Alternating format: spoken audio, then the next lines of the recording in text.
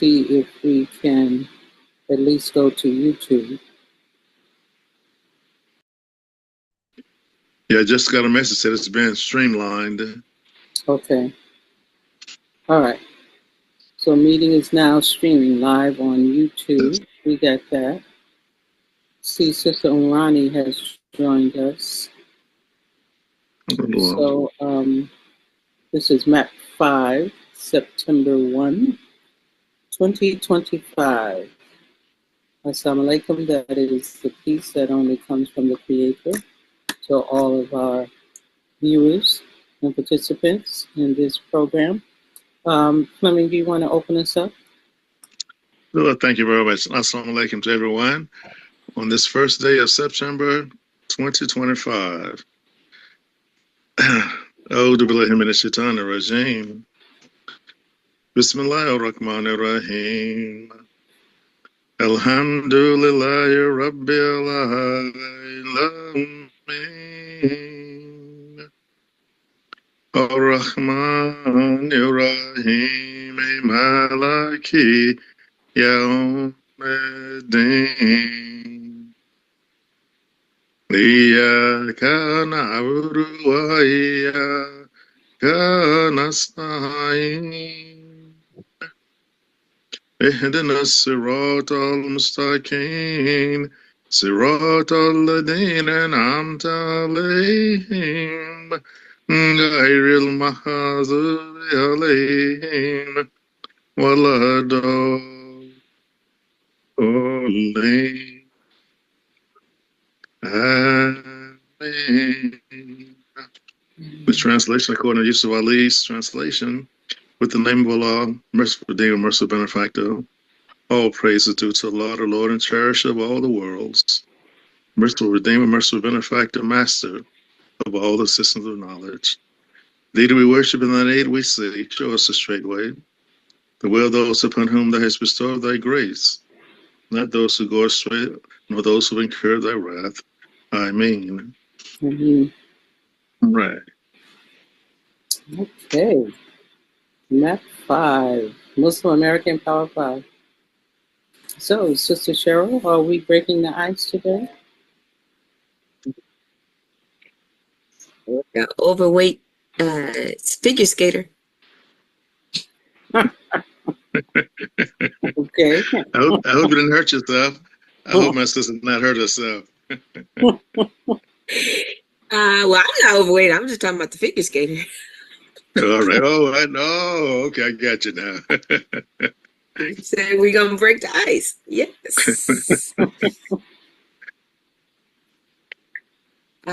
Feliz Día de los Trabajadores. Feliz Labor Day. Day of the Worker. Yes. And well, I look at labor a little different. Sister, as a mother, we've labored since actually bringing life into the world. We had to go through labor. That's for sure. So yeah, so I'm not gonna apologize, but sorry, not sorry. This is not just about work. This is about not just the job that pays your mortgage, but the work we do in community, the work we do in family, is all labor. So, my question to you today, besides, well, we can do a political roundup in a minute because I really want to talk about what's been happening. So my question to you today is, in the words of Marvin Gaye, what's going on? What's going on? So you can see where I'm going. What's your song of what's going on? What's your song? Pick one. Any era. What's going on? It's as true today as it was back whenever that was done. Before my time, but I figure Marvin Gaye is everybody's time. So I better jump out there before Fleming gets my song. I Okay. can't do anything. But I'll say, Sam Cooke, a change is going to come. Sam. All right. It's a good one. Mm, Brother, you on the boy, clock. boy. You're on the War. clock. What is it good for? Well, okay. What is it good for? Absolutely nothing. Say it Nothing. again now. That's a good one. That's a good one. Brother Ishmael, welcome to the show, sir. And sister, that's Imrani, right? Yeah. Go ahead, brother. Take yourself off mute. Tell us your song. I was just gonna say assalamu alaikum everyone and welcome. I mean, I'm glad I can be here. Absolutely. And I think my song would be, even though it might be the opposite of really what's going on, the revolution would not be televised. Okay, Jill Scott Aaron. The last I poet. love All it. right. Yeah, Jill Scott. Guess what? Some of us are over here preparing for the revolution. Shh. Don't tell nobody. Sister, and it's Sister Imrani, isn't it? Yes. Sister Amatullah. Amatullah Alaji-Sabrie is there. You want to unmute yourself? Assalamu alaikum. Well, they come I'm not ready for the for song. the icebreaker. Yeah. All right, you think about it, then come and let me know. Okay, then. Yeah, I like keeping. I like a lot of the message songs. I like things from the impressions back in the day, and so I was just So I don't have one right now. Okay, well, pull one out. Just all right. You can come back in and give it to us. All right. I'm keeping notes. Well, put Curtis Mayfield on there too, because he had a lot of songs that I used to try to imitate back in the day. A lot of songs. I'm sorry. The only one I know from him is the Shaft theme. What other song? Oh no! Oh no! Oh no! Just telling you youth now. Deceives her. Wow. Oh man. Wow! Come on now. Oh man. He was our civil rights song. I might know it. You might know the song. The Shaft song, I believe, is Isaac Hayes, not Curtis Mayfield. See, there you go. Yeah. Curtis was the Superfly one, but long before the Superfly. Long before that though, he was very popular. One was what Color Him Father. He had oh my God, he had a whole series of songs that go along with our civil rights movement. Right. We're a Winner. We're a Winner is really a very popular one. We're a winner. I won't go into the song element of it, but he talked about our struggles, being a winner regardless of the circumstances. But the one about the father figure, really, he said, what color him father because of what all you went through as a father.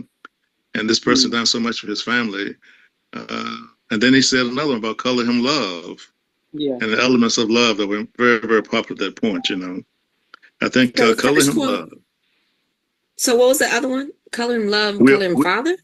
Yes. And then we're a winner. We're a winner. Well, I won't go into the lyrics. I can't sing. I can speak to a song though. I can speak the lyrics. Oh, so you mean to tell me that Missy Elliott didn't do Superfly first? I'm just playing. I know Superfly.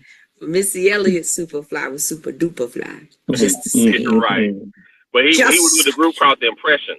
So look some of their songs up. Very powerful songs. Yeah, Ishmael. Don't know it, but I'll look it up. The Impressions, okay. Go to University Google and look him up. I'm writing it down. I'm writing it down. Isaac Hayes. Yeah. See, I remember that song. Shaft. Theme from Shaft. They played it in the remake with Sam Jackson. Now we got Brother Sharif on. Brother Sharif. Assalamu alaikum. Yeah, wa alaikum assalam, everyone. I just got on a couple of minutes ago. Yes. Talking about the music world. Yeah, so what the question of the day is taking off on the theme from Marvin Gaye with what's going on. That's how you have to say it. You can't say what's going on. You have to say what's going on. And you have to give us your song. Right now, let me tell you what we have. We have Sam Cooke, Change Is Gonna Come. We have what is it good for? The revolution will not be televised. Super duper fly. I changed the name. We are winners. Is that right? Yes, winners. Yes. We are winners, and then some other ones by Mr. Curtis Mayfield and the group The Impressions. And then I just slipped in the theme from Cher because it sound good. What you got for us, Brother Sharif? Wow, y'all covered quite a bit of the stars. I mean, especially when Marvin Gaye, what's going on? I mean, that was a classic. And while he was singing that song, they were showing the different areas with Detroit and California, all these places. And it was so timely. What's going on? Because a whole lot of stuff was going on, man. I mean, Marvin Gaye, he really hit it. Then there was Isaac Hayes, Walk On By. Wow. Oh, man, Isaac Hayes, yes. Yeah, we had some real winners in the music world. Yes. Wait, did somebody else sing Walk On By too? I'm thinking it was a woman's voice. Dionne Warwick also sang. Made it popular. Dionne Warwick, yeah. That's it. Right. See, right. See, I knew. Yeah, I saw both of them, Isaac Hayes and Dionne Warwick. It was in L.A. at the Continental, I think the Continental International Hotel. Across from there is a theater in the round, and really, I just went there because I was in town on business and there was nothing else to do. So I said, okay, let me go see them. That was, I think, one of the best shows I've ever seen. I really have learned to appreciate Isaac Hayes as a musician and the charisma and the energy between the two of them on stage. It was a really surprisingly a fantastic show for that time. So he is a very accomplished producer and writer. If you look at his catalog, he did a lot of good things. Yes. And Stax Museum in Tennessee has a nice display of his early life, and the music contributions he made. They even have his car on exhibit. It's really something to walk through to see, There's one I've got to add to the mix, too. She was my sentimental person I thought I would fall in love with and marry. That was Diana Ross, Stop in the Name of Love. I learned how to swing dance from that song. And I just knew I was going to marry her one day. Oh, really? Didn't quite work out that way, though. They did not listen to Cassandra hear this, brother. You living dangerously on Labor Day. Yes. Dangerously. Well, I want to give you a few more before I turn this over. But so I do remember, and I like this song because I'm an environmental scientist, so I love Mercy, Mercy Me. Oh, yes, that's right. Oh, boy. Marvin Gaye. And he called it the ecology song. He called it the ecology song. And it's still just as relevant today as it was. I don't know what year it was made, but early 70s maybe. I just know that. But and even Michael Jackson had an Earth song. I think it was called the Earth Song in the 90s. Which, just considering what's happening in the world and the earth and environmentally, that's the big thing. His birthday is the same day as my mom, August 29th. Happy birthday, mama. The other ones I was going to say. So now, Ishmael, I'm gonna bring it back to the generation I know best. I really liked Black Eyed Peas. Yeah. Where is the love? Yeah, where's the love? That was a remake, I know, right? That was a remake. That's a remix. Yes. I know, but Yeah. who was the original? Was it Marvin Gaye and Tammy? Tammy Terrell? It may be. I'm gonna look it up. I think so. I think you're right. And then the other one is I really like Childish Gambino. And he said, "This is America." You might remember the video. Yeah, very powerful video. Yes, I remember it. He had a very powerful video. It's about gun violence, police brutality, and like what's our overall state of race relations in the U.S. The video was pretty shocking, but it caught your attention, right? And it was good. And that was This is America, but and he also, he's got a few of them that are really that will really catch you and pretty much capture what's going on. Like right now, that there's one about summer that he had, feels like summer, and that's about the climate crisis, climate change, climate crisis. So these are my picks, and these where I wanted to start us today because I want to. Oh no, I know. There's one that I used to hear when I worked at Sony. We were working on their contract, and I used to hear it, and I didn't know. And my mom was like, "What do you mean? It's one of the classics." It was John Lennon. Imagine. Oh yeah. Yeah. I used to love that song when I was young.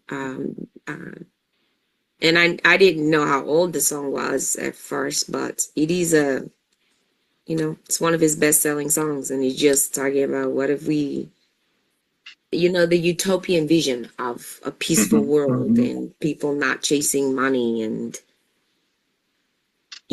basically the work we do. So I wanted to leave that one last. So my second question for you before we move on is... Cheryl. Yes. Y'all remember this one?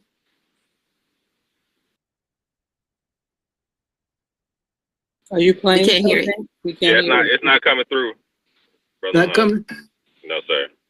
Can you hear it now? No. You gotta sing it for us. Yeah, sing it for us. Sing it for us. Sing it for us. Uber and buy a suitcase. Try to find a warm place to spend the night. All right. Yes. I know that very well. Heavy rain falling. Seems I hear your voice calling. It's all right. It's a rainy night in Georgia. Hey.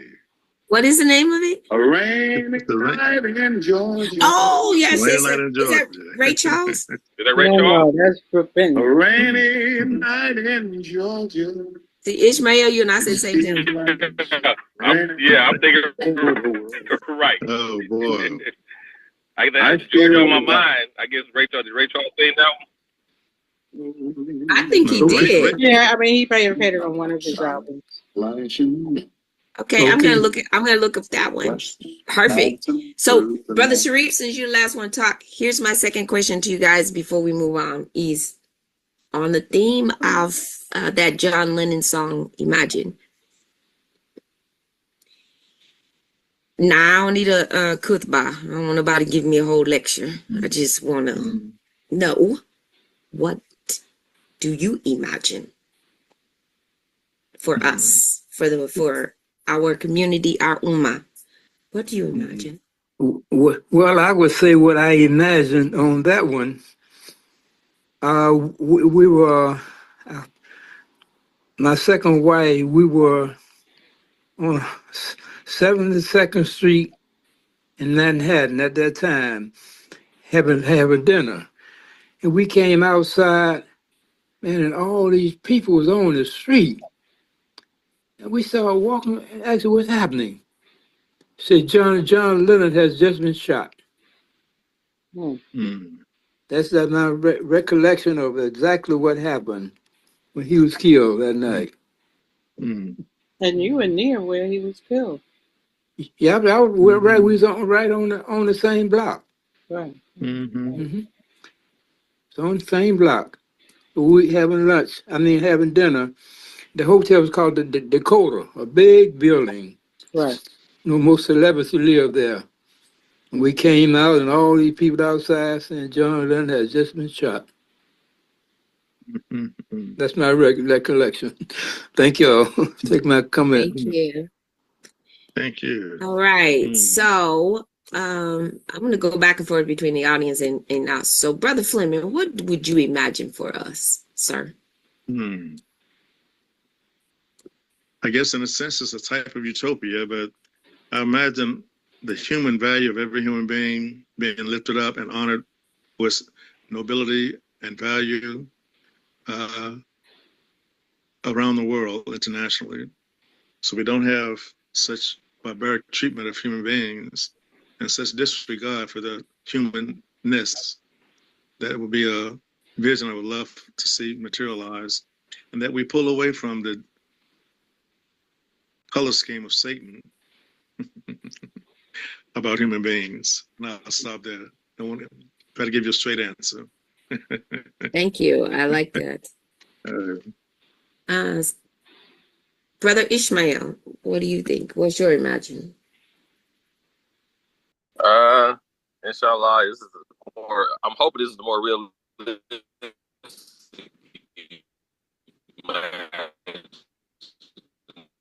You're kind of breaking up, Brother Ishmael. things is behind closed door.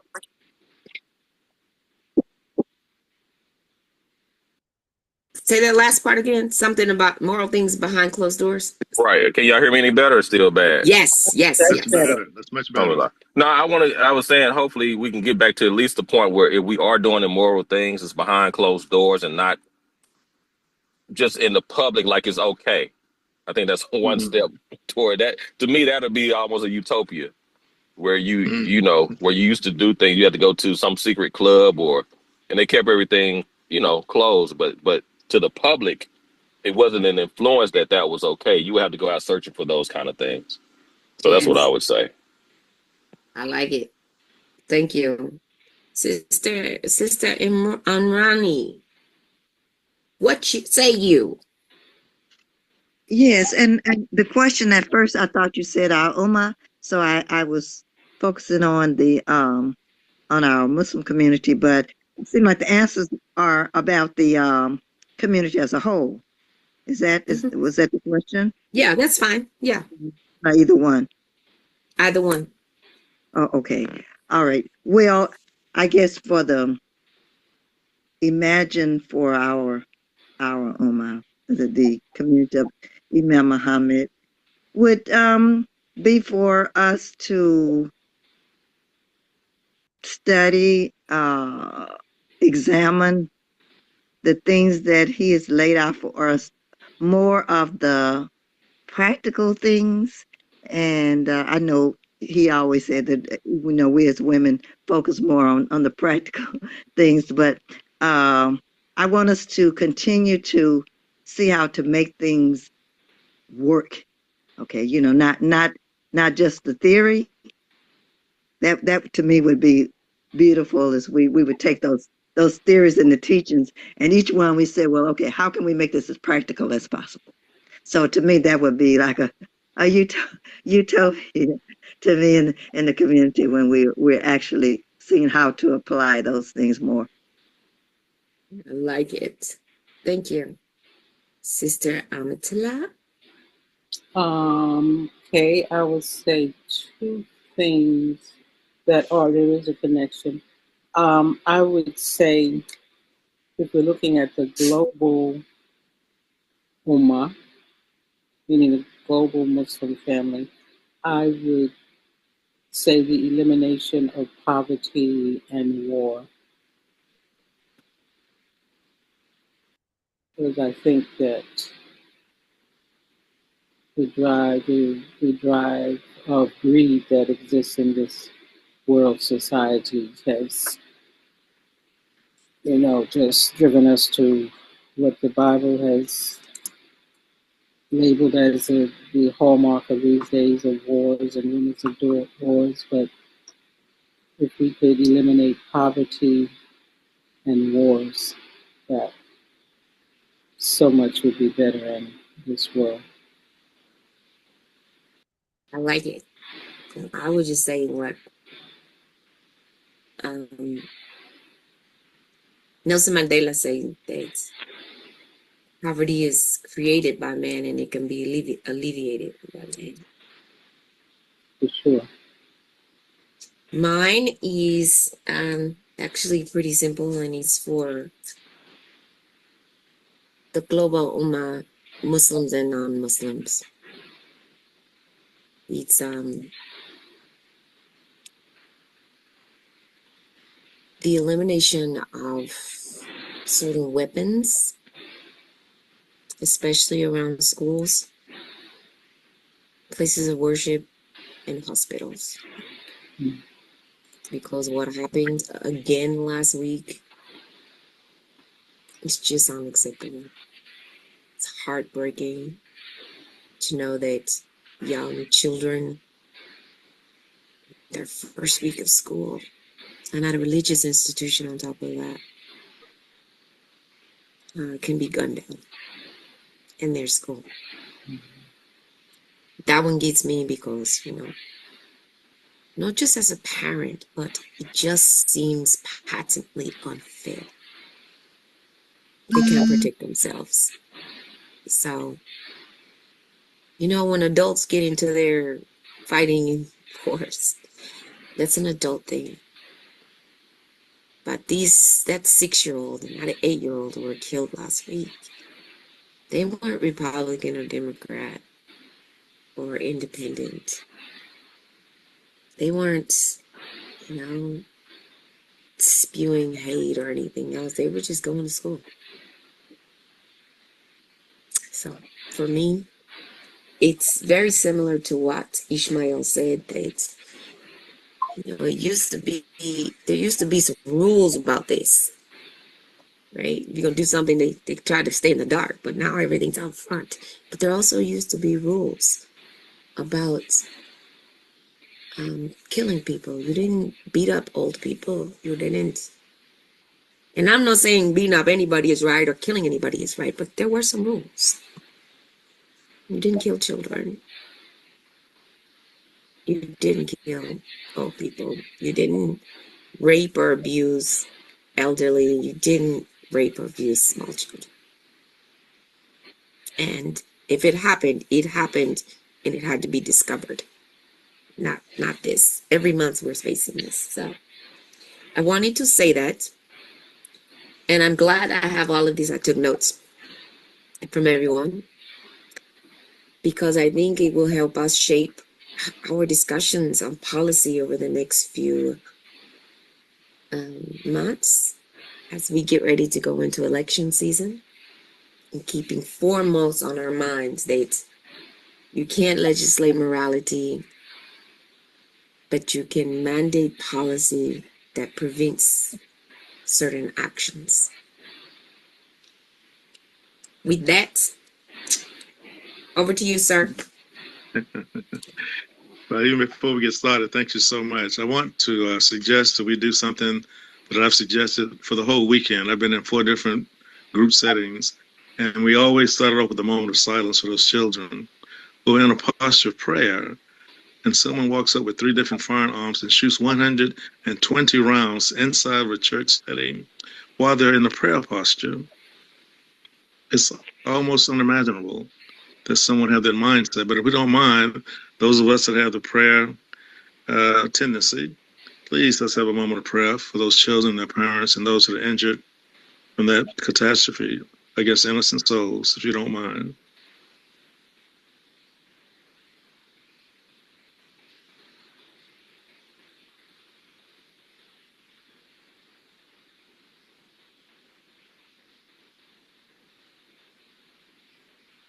Thank you very much. Awesome. Okay, so our theme for today, inshallah, is solutions and strategies for maximizing political influence. Solutions and strategies for maximizing political influence. Now, we've invited Imam Wahid out of the Charlotte, North Carolina area, not Charlotte, pardon me, Durham, Raleigh area. He works at Duke University as a chaplain, and he's organized a fantastic program at the end of this month in the that area of North Carolina. It's a very structured interfaith almost ceremony, an extension of celebrating Imam Warthy Muhammad's 50th anniversary of leadership for us. And I hope he comes on a little later on in the program, if he's not already on. His area code is 919. So if he comes on, please let me know, and I'll let him make his announcements and have a discussion of the program coming up. Okay. But at the top of the program, I wanted to mention two other activities I was involved in this week. One was entitled the inaugural gala dinner and program sponsored by the Nigerian, got to get a look closer, my eyes aren't as good as they used to be, the Association of Nigerian Physicians in the Americas. It was entitled Faith Meets Medicine. And it was designed to bring children in to realize the importance of having medicine in their lives along with their faith traditions. Two people that I'm familiar with in the area sort of co-sponsored the whole event, and they asked me to sort of help them invite some people who would be influencers in the area to participate. So the mayor came out, some of the elected officials came out to sort of cut the ribbon, and a lot of youth were involved. It was a one-day affair, all day Saturday from 9 o'clock in the morning to 9 o'clock at night. And they asked me to conduct one of the youth council sessions. And as always, when I talk to youth, I always start off with what is your name and try to identify them individually for their worth just as a human being.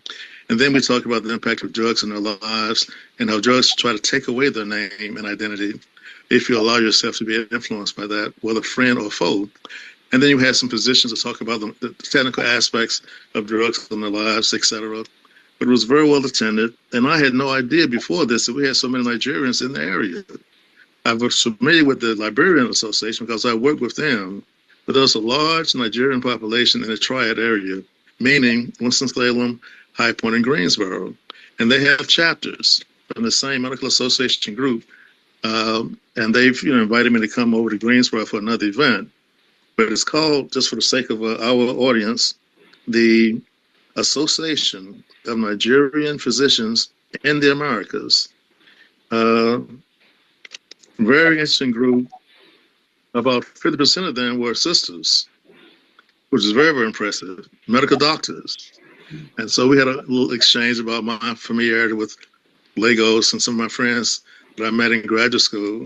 One was called Christine. We were in graduate school together, fixed my very first Nigerian meal. And we'll stop right there. But that was years ago. You are treading on some dangerous territory. The plantain was good, though. Absolutely delicious. Me and Cassandra both invited to the house. We had a good time. We stayed in touch for a long time, even after I left Arizona. We were both in graduate school back in 1977. We had a wonderful experience with that group, and they saw the need to give me this little plaque for lifelong, participation in their group to try to make them more known in the Winston-Salem area, which I greatly appreciated. And on another note, by the grace of Allah, I was nominated to be the Muslim Man of the Year by Mosque Cares over the weekend. They had the 36th annual convention. Very well, organized, well attended for a virtual program like that. But I was honored to be recognized and given this huge plaque by the Mosque Cares 36th annual convention. And it really surprised me, to be perfectly honest, because I was not campaigning or anything like that at all. Believe me, not at all. And so when I got the indication they had voted me in for that, I said, well, alhamdulillah. Does that mean I'm getting older, or what's happening with this situation here? But I was grateful to Allah for the recognition, and I was glad to be able to participate in it. They had some wonderful presenters, and we did a workshop entitled Thriving in 25 and Beyond, Know Your Constitution. Me and the councilman from Jersey City, no, Atlantic City, New Jersey, Councilman Kaleem Shabazz. So we shared the presentation. And it was very well received, had Q&A at the end of the program. And we talk also about what are some of the solutions and strategies that we can employ to make a difference in the political environment that we're in today. What can we do? And by we, I mean those with like-minded people, as well as our own mind. What can we do specifically in terms of strategies? What can we do in terms of offering solutions to our current situation in the political arena?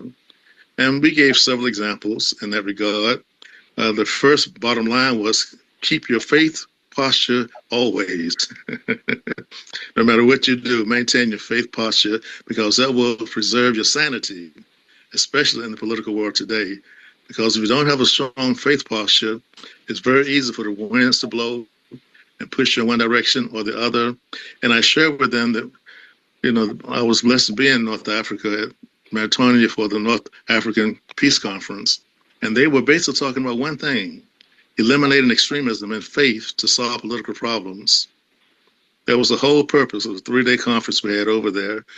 And it is an issue across the board. And at that conference, it was a 5th annual peace conference. They had about 70 different nations there talking about the same issue in different, workshops, etc. But the question was, how do we reduce extremism in our interpretation of scripture to solve political problems? What must be done? And it starts off with basically agreeing to sit down and talk to each other in a reasonable fashion and on a mutual, sure as we understand it today, to try to get some mutual agreement resolved on a number of issues that were discussed at that situation. And then our brother from Atlantic City shared his experience that you really have to build stronger coalitions. The example he used was that in Atlantic City today, they recognize 4 corners that they've named after Imam Wafiuddin Muhammad to honor him. And they're going to build some things in that block. There's 2 blocks, in fact, in the city. But he couldn't do that without establishing working relationships among the city council. He also serves as vice chair of the city council in the area. And he's also president of the local chapter of the NAACP in the area. And we both have a familiarity with that group. I'm a lifetime member of the NAACP, so I worked with them for a long time. And so they were just examples, small examples of how we got to build relationships outside of our sort of normal arena of influence to build those positive relationships with like-minded people, especially today. And I'll give you another example of what happened this morning before I came back home. We had a Palestinian component, we had a public school component, we have the labor component. There were like 4 different groups that were part of the march this morning on Labor Day Solidarity. And we all sort of agree, we got a common enemy. It's called those with very wealthy money called billionaires, greedy billionaires taking all the money from those of us who don't have billions of dollars and using it for their own benefit. And it went beyond that into policy discussions, et cetera, the impact on public education, the impact on Medicaid, went down the whole list of issues that impact the average citizen. And how can we work together, of course, to impact that collectively? Another small example of how we got to build relationships with people. And it is so critical. I shared with them that, the time I spent as a county commissioner, especially because I was the first elected Muslim on a countywide position in the history of North Carolina in this county, I had to really establish close relationships with people to get anything passed. There was only 7 of us on the commissioner's board. I needed 4 to pass anything. So I intentionally tried to work with these people to see what their concerns were. And we got them to do some things that I had put on the table to be done. Small example, sharing those dollars that came from the American Rescue Plan during the previous administration based on the disruption from the COVID situation. So those American Rescue Plan dollars were sent down from the federal government on 3 levels for the very first time. Usually the money goes to the states, and the state decide how much you're going to get in your county. But this time, the money went to the state. Yes, they got their share. Money went straight from the federal government into the counties. They got their share. And then the money went straight to the school system. Straight from the federal government, they got their share. But if you didn't have a policy in place, when that money rolled in, the money went to the same old goody network system, as I call it, good boy network system, and the working people never saw a dime of it. So as the county commissioner, I said, listen, we're going to have a policy that 80% of all these dollars go into what's called marginalized communities. What did it mean, basically? poor people who were poor before COVID, during COVID, and after COVID, with very little material resources. But no dollars would be spent in any community unless they qualified first for that. And it was not easy. We had, with a 5-2 vote. But we did pass that as a policy to govern how we allocated those funds. How do we do that? It was through building strong relationships with people to get them to see the benefit of what we're trying to pass. So when you sit down with your strategic partners that you're going to have to build relationships with, give them a chance to share their vision. You share your vision, and hopefully you can come up with a collective vision that we can all work toward. And it can happen that way. I work with another group called the Piedmont Tribe Regional Council. It's 11 counties in that organization. 11 counties, a regional group. Some communities call them COGS. But the idea is that one government body gets federal dollars. Now imagine this, you have 11 counties struggling to try to prove that they need the money more than you do. What's the first impulse? All those big counties with all those people, they always get the money. And the small counties say, it's time for us to get our share of the dollars. And that's the technical line of contention always, because everyone wants to share federal dollars.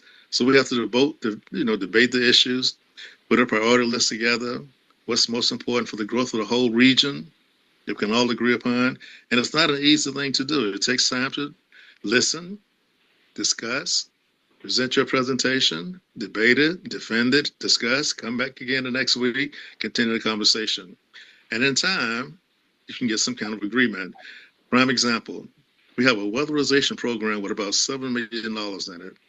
What does that mean? Someone will come into your house and audit the weatherization status of your home. If you need window replacements, any kind of situation might improve the heating bill in your home, other than replacing the roof. The specs won't allow us to replace roofs, but anything else that you need to weatherize your home, you can have access to. If you don't make any more than, I think the cutoff was $38,000. It's basically money that you can access. So my position was, let's make sure that this information is spread throughout all 11 counties so we can all have access to it. And the first round of inquiries came from Guilford County, the largest county in the area. That's where Greensboro, North Carolina is located at.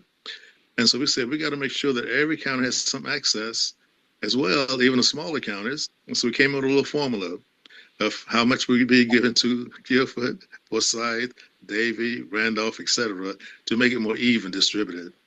That did take a long time to agree on, but finally we did agree. So our strategy was, let's divide these resources up more equally so that everyone can have access to them, and not just let those who always get money get more money. Now, two small examples. Now, the situation we're in now in terms of community necessities is going to take collective action. Let me say that again. It's going to take collective action. We have to come out of our silos and really work with each other to gain the kind of resources and cooperation that we need to make a difference. We have a situation like most cities of affordable housing, the lack thereof. We had one study done in Winston-Salem alone that said we were about 18,000 units short. That was 5 years ago. And the population has grown since then. And then what happens? The city of Winston-Salem says we have some responsibility for public housing. The county says it's not our responsibility. It's not a part of our statute obligations from our charter. The state says, well, our tax credits are pretty much run out. So how do you break through all of that to get support for your secondary housing? You got to also incorporate the private sector to get things done. We finally got a unit down on what's referred to as the Peters Creek Parkway area. It was an old hotel that became an eyesore in the community. And they needed money to tear down the hotel and to build about 120 units, affordable housing there. And we were struggling trying to get tax dollars to help support the effort there. Eventually that happened. But in the meantime, they needed seed money to at least bring the old, I would say, seedy hotel down that was used for all kind of unimaginable purposes. It became an eyesore, basically. And so they came to the county and asked for $600,000 to assist them in bringing the property down. We went backward and forward. Finally, because of good relationships with each other, We got the county to agree on a 5-2 base to award them $600,000 to assist in the demolition. Then we got the city to do the same thing. And I had to step down because I was on the board. It's called the Shalom Project. I couldn't allocate money. I couldn't vote because it's a conflict of interest on the project, but I convinced my colleagues to please give it full consideration, and it passed. Now, another example of establishing relationships to get things done that you know would benefit your community or your constituents as well. Small examples, but very important examples of how we need to work collectively together and to form those long-lasting relationships with other groups that are like-minded in their purpose to really represent the community. Small examples, but very important ones. And there's no one strategy. We have to realize that. You have multiple strategies sometimes to get specific things done. And you test that strategy once you've implemented it. You evaluate it, see where you made your shortcomings, where you progress at.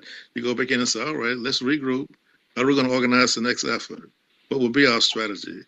What will we do to implement it, and how are we going to evaluate it? Sort of keep that in the back of your mind as you form your relationship with your groups, and it has a lot of benefit. We have a very strong relationship now with a group called North Carolina Democracy, with Dr. Barber's group, Poor People's Campaign, Repairs of the Breach, Dr. Barbara Skinner. It's entitled Faith Leaders to Save Democracy. It's a national organization. Does a lot of good work on Election Day. The Indivisible, another group that's very popular and doing, work like this, et cetera. And so we also to come together, they call it networking together for common cause, to come up with a strategy that will at least address some of our common issues and maximize our impact on the local political structures here. Just small examples of how we need to strategize, how we need to come up with solutions. And I'll conclude this part, with this statement. My hope is that Imam Wahid, Nasif Majid, Jimmy Salam, and who else was invited today? I think Was Brother Shabazz? Yes. Thank you very much. We're all invited. Now, when we went to Washington, D.C., some of you know that I work also with the United States Council of Muslim Organizations, and we had 3 issues we wanted to have them to address, 3 specific issues. And the way that's organized, they elect what they call captains of each state to sort of train your delegation from your state, and you go speak to those senators from your state and your congresspeople from those states, and you present them our solutions and concerns for those issues we're concerned about. And I'll always remember that I used a model for all the presentations. I said, listen, y'all, follow my lead. They've asked me to train you, so I'm going to do my best to do so. So when you appeal to people like this, you don't go in with a hammer because you'll destroy the long-term relationship. You go in with the best argument to get things done on the long term. So I said, I'm going to give you a little visual. Use this if you feel comfortable using it. We talked about human rights. We've talked about God. These are things we decided upon before we ever went in. We talked about recognizing Muhammad Ali and his contributions, etc. When you talk about Gaza, make it very human. I said, use this metaphor if you feel comfortable with it. Put yourself in this position. When you hear babies crying and you see babies dying, you hear mothers crying and you hear mothers dying, you see fathers praying and burying their young children over and over again. How do you feel? And if you feel anything, please consider this specific resolution that we're presenting to you to make an impact on that event, which is really a human rights violation beyond our imagination, because we're not living under that situation. But I hope you can imagine the suffering that people are going through. Just use that as your visual. Hopefully it'll give you some kind of impetus in your presentation. And we had 2 to respond. They said they would indeed sign off on our resolution. And that's 2 out of 13, but at least we got 2. So I said, alhamdulillah, for that kind of movement. Again, brothers and sisters, just the idea that we want to think through strategies, think through solutions. And usually when you talk to elected officials, they want to see the solutions you come up with, along with your concern. And that's a strategy we want to always implement whenever you can, in your group. We're going to pause now to see if we have any hands raised from the invited guests. If not, we have phase 2 to go into. No hands. Do you see any hands? Okay. Yes. Hands. I heard a yes. Okay. Oh, Muhammad. yes. It's Muhammad Sharif. You know, Alhamdulillah. imagine. My imagine is that if the groups came together, like Imam Deputy Muhammad 50 in Philadelphia, and the Moscow Convention that we just had this past weekend, and the Detroit National Convention. If those three groups would come together in the year 2030, imagine what that would be like. Okay. Yes, sir. Amatullah Alaji-Sabrie. Okay. Amatullah Alaji-Sabrie has her hand up. Okay. Sister Ronnie? Yes. I really like what the brother just said, though. I was going to ask a different question, but if he has any specific suggestions on how to facilitate that, I would be very interested in hearing that. But I don't want to get off this particular subject. But yes, that's I think that's something we could look forward to. My question just had to do, Brother Fleming, with your recognition there in Mosqueras. I would just like to hear a few more sentences regarding that, if you don't mind. How many sentences? 1 or 2? 3 or 4? I'm just messing with you. I'm honored to just comment on it. They have a process they use every year to recognize youth, young adults, young man of the year, man of the year, sister of the year, young sister of the year, etc. And I think there's a process to use in the planning committee to identify those persons across the country, and then they do a collective vote. I understand. And they, of course, ask you to submit a biography, very short resume of some sort. And someone in the group went back and Googled me up and said, this brother got too much to read on this. I said, don't read all this stuff. Just highlight this stuff, that's most important. But it was well received, brother, the leader of Mosqueras, of course, Imam Warthaday Muhammad II.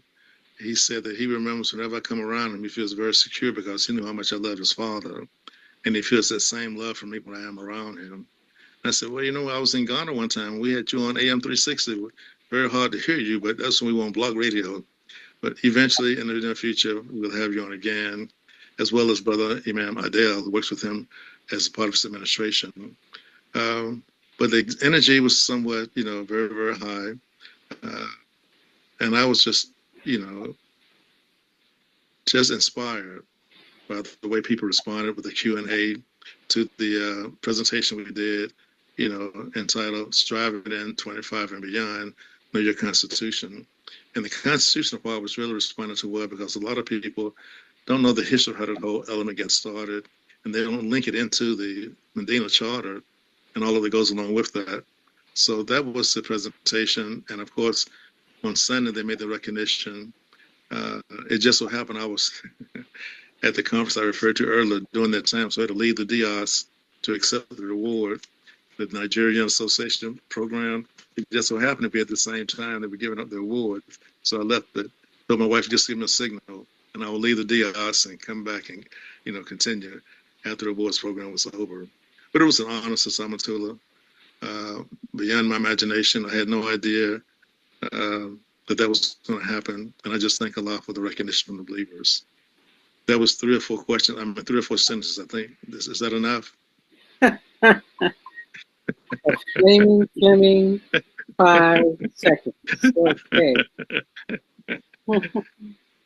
Brother Fleming, I want to go back to Curtis Mayfield because you mentioned a couple of songs, and I think it ties into, believe it or not, what you were saying. One song, People Get Ready, Oh my God. The change Train is coming. Yep. How about moving on up? We're moving on Moving on up. up. Moving on up. That's from the Jeffersons, right? Right. No, they wrote around his moving on. Oh. He wasn't talking about to the east side.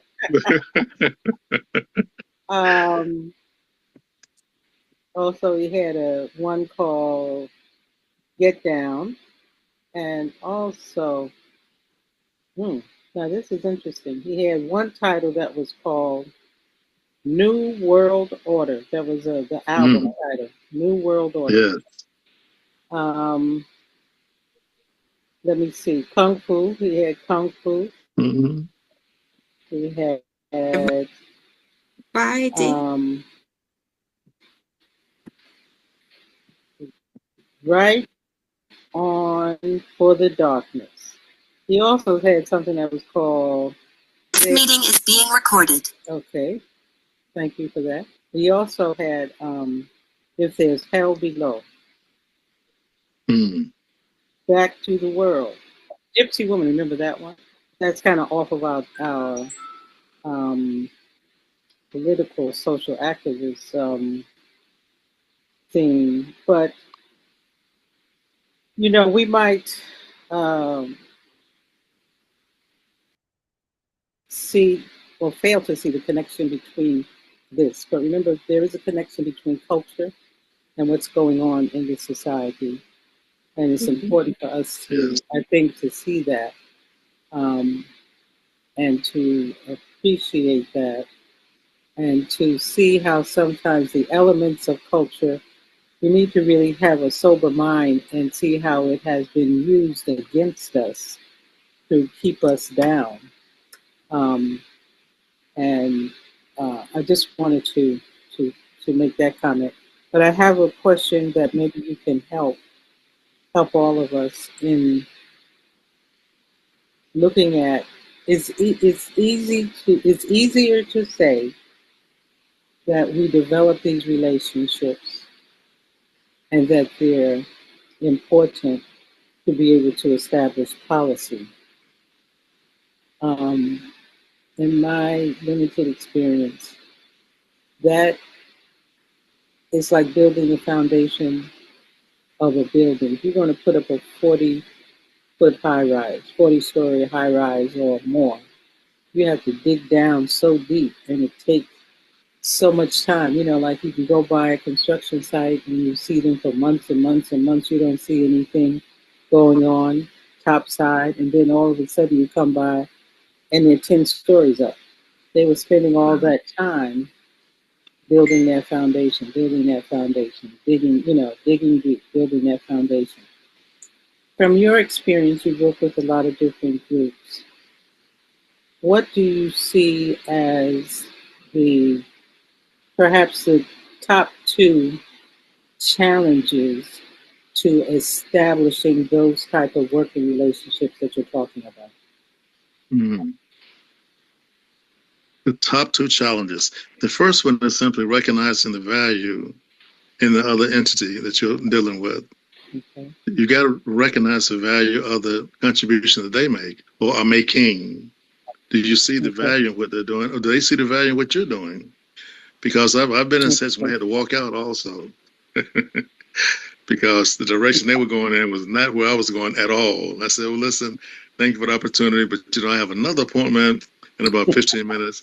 Call me, please, when you finish your deliberations here. But I cannot be a part of this. So that happens. But if it's something that they see that person you see with value in it, they see you having something of value, you got to be willing to discuss things openly and honestly. That's another thing that frequently does not happen. You can't be afraid. You got to have the courage to say, listen, this is what I see. And I'm going to be very specific now. We had a situation in Forsyth County. A young man ran for soil conservationist. Some other little title was added to it. But it's the kind of position that's on the very back of the ballot that most people don't even vote for, kind of thing.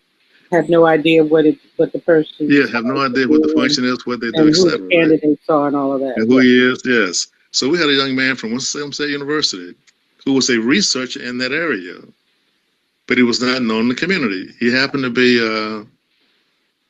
I think he was from Pakistan. The other guy had an African American name, of course. He got the win. Okay, he was elected. Only find out this brother, first of all, had used a false name to even put his name on the election board itself. They didn't really do their homework to check him out thoroughly. He had a felony. I forget how many felonies he had. Compared to what's in the president now, is not a big deal. But for that position, because he had not been honest on his election, materials he submitted, he was still on parole for a crime he committed in another county. And he was, there are a lot of elements to it that he didn't really be honest about, right? So a group of us get together around there and discuss the status of politics in Straw Hat. And I'll say these are people sort of gray-haired like me to sort of see what's really going on from our perspective. And two people said, we invited him to 3 different meetings. He never showed up. The only reason he won is because of his color of his skin. I said, you cannot let skin politics determine who you vote for. That's not enough. You got to see the value of the person and also the background of the person, see if they're qualified. This young man, of course, has been eliminated, now serving time because he left the city he, was on parole for, and violated his parole, and moved here under disguise, and people didn't know his background. So he lost that position. Very strong embarrassment to the community. And I said, we have to be honest. We failed. If you're going to call yourselves advisors to the community, when it comes to political affairs, we failed the community because we didn't do our own homework on this young man. And we omitted a young man who was more than qualified, and he didn't get his position because people said, oh, he's Palestinian. He's trying to just get, not Palestinian, he's from Pakistan. And they had this attitude about immigrants, which I thought was so insulting. But that's just one small example of what can happen. Don't take the time to really learn about the person's running. And not being honest. That was the key thing, not being honest. Beyond that, it's a time factor. It's not a social event. It's not a pop, fizz, oh, what a relief it is. It takes time. It takes time. And so you have to have investment in time, and you got to have value. And seeing the value of the person you're dealing with or the group you're dealing with. Inshallah. My wife is calling me. Excuse me just one second. So, Amatullah, would you mind continuing the conversation for a second? Sure. I'll ask Cheryl that same question. Yes. Since you've been involved in the political life, 2 challenges, and I'm asking you this question based on from what you've said in the past, that you agree with Brother Fleming in terms of the need of establishing relationships in order to form viable policies. What do you see? First of all, do you agree with the position that Fleming put out there? And then the question is 2 challenges. What do you see as 2 challenges to being able to build those kinds of relationships? His was saying, seeing the value in each other. You the individual or the organization, seeing value in the other entity that you're trying to establish the relationship with. And then they also have to see value in you, the individual or the organization. So that's the first thing that Brother Fleming put out there. What do you see from your political experience as 2 challenges to establishing those kinds of working relationships? If any. Thank you for the question. Let me start. I do agree with Brother Fleming, and I have a different question when we finish this one, but I do agree with Brother Fleming, except I think the number one issue that I see is just plain old unfettered ego. It's just ego. Somehow we all think every person who runs for office or gets elected or who heads a NGO or a nonprofit or a community-based group or some of these organizations, you think you're the only one who can get it done. So there's no room for other people's either very, using a word from earlier from Sister Amrani, practical viewpoints. And sometimes when you're so close to things, you don't necessarily see the holes in the cracks. So sometimes it's good to have someone else looking. But our ego says, and I watch this especially with those who, Brother Fleming, your word, seasoned people, not wanting to let go because they don't think anybody can do it. And there was a time when you couldn't do it. I forget the actual saying, but I know Imam Muhammad said something like that about, not being critical of someone who doesn't know what you know. Because there was a time when you didn't know what you knew. But there's not a succession plan. And whether you're looking at national politics, state or local, is always the same thing. You can look at NAACP, right? ACLU, Sierra Club, any of those organizations, and you have the same thing. Something about having your name or your face be the one, and the unwillingness to fade to the background. Still doing the work. And a lot of us know what that's like. You do the work, nobody even knows who you are. It is what it is. But it's something about that, and it's human nature to let the ego take over. And that ego don't care about faith. It don't care about culture. He doesn't even care about if the job can get done better. It's the human ego. So not being able to control that, I think, is one. And the second one, I agree, it takes time, but it also takes patience. So a lot of people will quit. And I think both of you said that to a degree of what I'm talking about. They'll quit because it's not happening in the way or in the speed that they want it to happen. And I have a saying at work that I say, there's a young woman who works with me. I'm going to tell you what she also says. But I say, you want it right or you want it quick? And she always says, a rush job is going to get you rush results.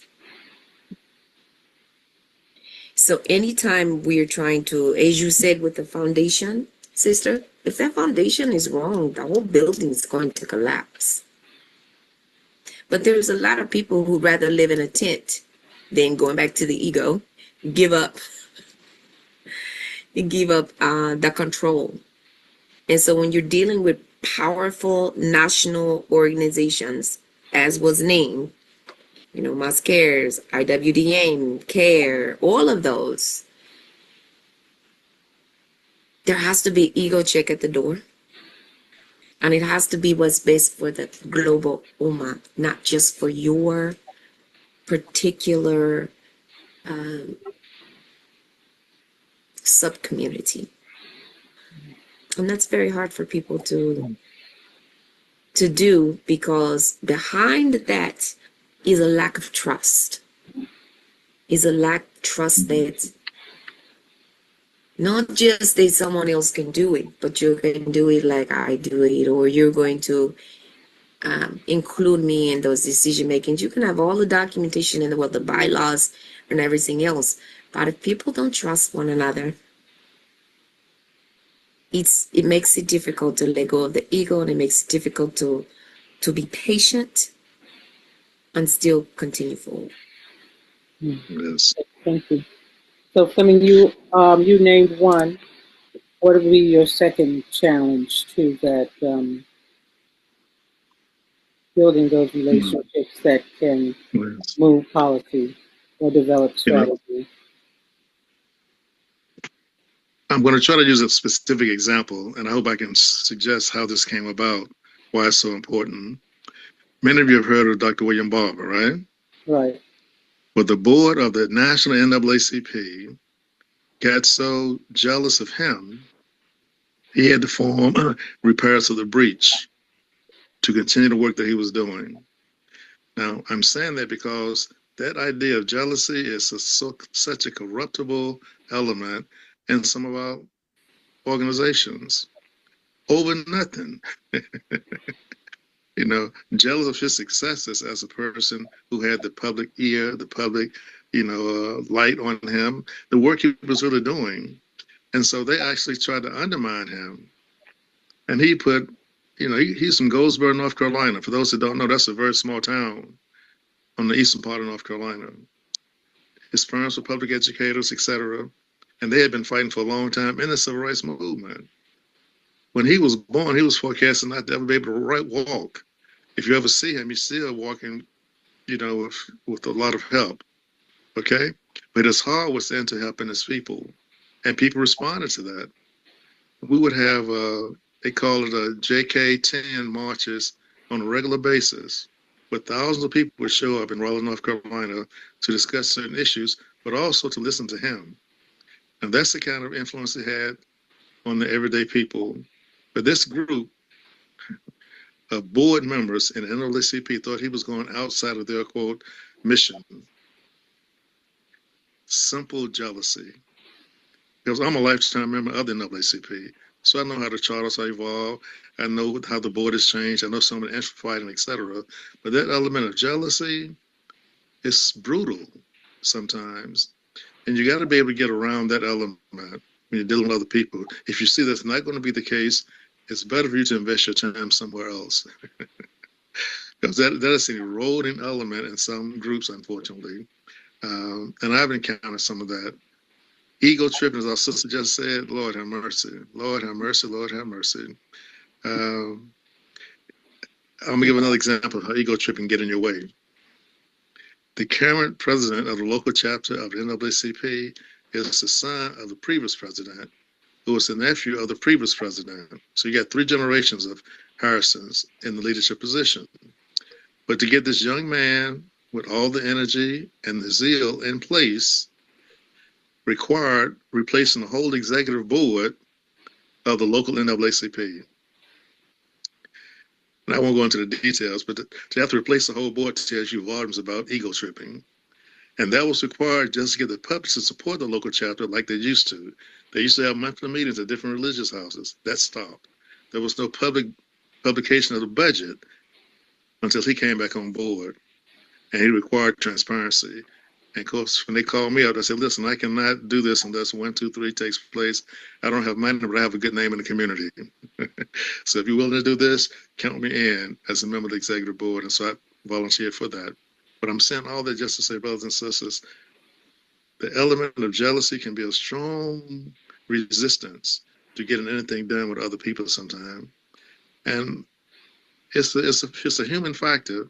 But if you just check your egos, you know how they made the song We Are the World? When you first walked into that studio, at the very top it had leave your ego at the door.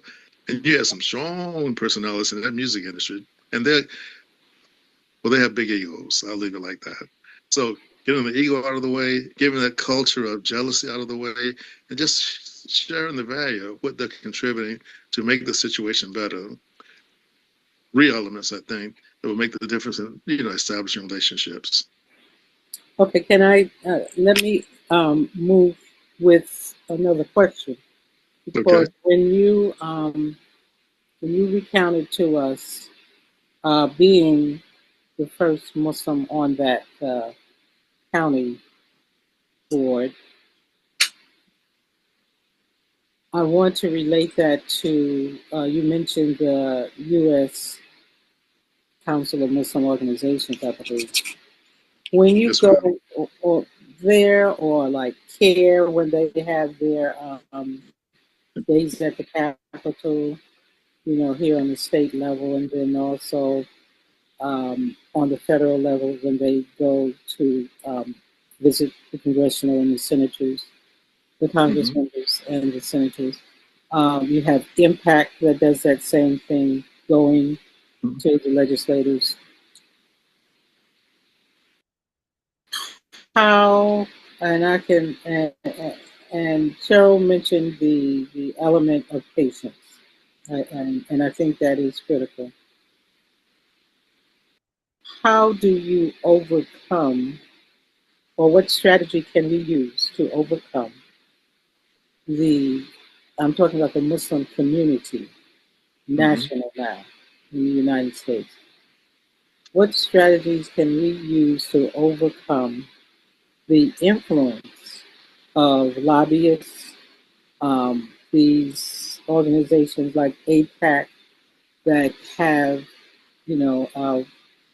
congressional leaders in their back pocket because of the money that they funnel into the whole campaign getting reelected cycle. Have you thought about, or can you give us maybe some suggestions of a solution of how Muslims, which is a larger population than Jews in this country, can up our level of influence or being valued, as you said, by these elected officials? Because as it is now, from my perspective, they don't value us to the degree that we should be valued, just based on our contributions to the country historically, based on our numbers, and based on our voting record. So any suggestions of strategies that we need to develop? Strongly suggest start local, start local, start local, start local. Now, what do I mean by that? Organize as many groups that you know locally that have a similar concern, Muslims by that.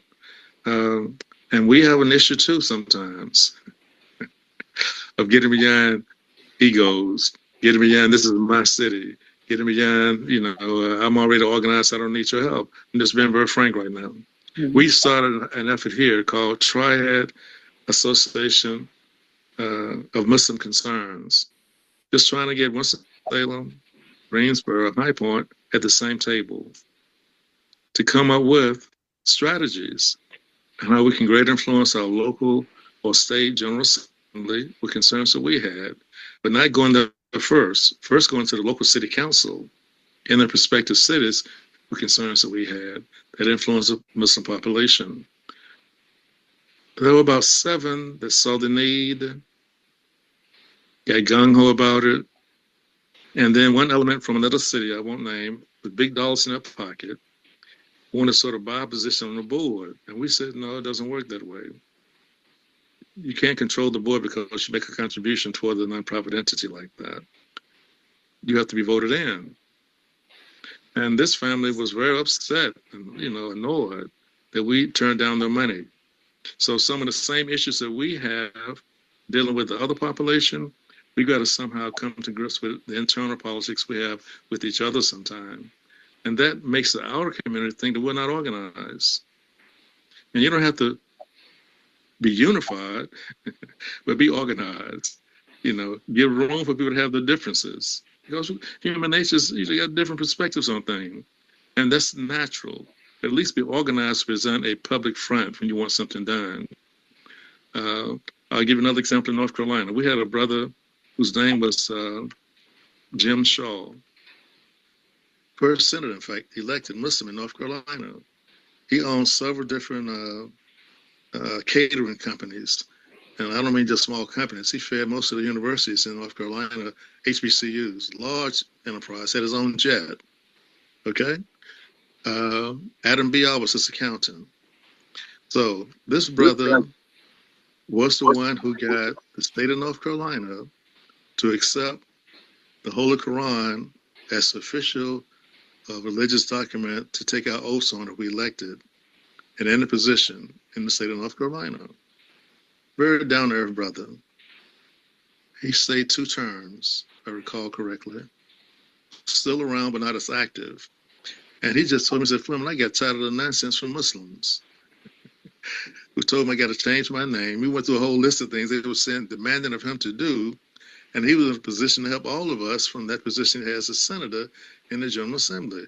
So we have to really be careful not to devalue each other and to appreciate each other as believers, appreciate each other.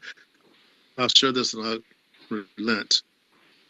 I had to review some history with brothers yesterday on the early life of Prophet Muhammad in Mecca and Medina and how he preached his first sermon and his second sermon. So you go back and do your homework, you'll see in his first sermon in Mecca, he talked about glorifying Allah because he had 365 other deities in that chamber that we all honor today, the Kaaba. And these people coming down there to make money. Every year it was a big deal for them. It was a money-making thing. So he was talking about getting rid of all those entities and worshiping one God. Oh, they came out to him, boycotted his family. That's how Sister Khadijah passed away. She got sick on the boycott, refused to sell, and just tried to wipe him out. That was his first sermon. The second sermon in Medina, he talked about community concerns. But he always focused in on the individual, elevating the individual first, from his wife to his cousins, to his friends, Abu Bakr, etc. His focus was initially just on the individual. Now we see him as a guy who has massive appeal to the world because that's the perception we had. But in the initial converse of his with family members, friends, he wanted to elevate the thinking, the perspective, and they had a commitment to each other. They would sell anything they had to help him. That was the love they had for him. The point was that you have to see individual value in people to get their cooperation. And it's not so much sometimes what you say, it's what they feel from you. And if they don't feel anything from you, you can talk all you want to talk until the sun goes down. You won't get a positive response. So we got to see and elevate the importance of just the human person, especially when it comes to Muslims. The brother earlier said he can imagine mosqueers, IWD 50, and others, because we have some other organizations too, coming together. We've been promoting what we call the gram weight of a mustard seed of unity to make that happen. And some people are working on that now. If you see it advertised, you'll see that effort because it needs to be done. I like to see it done in the next year, not in 2030.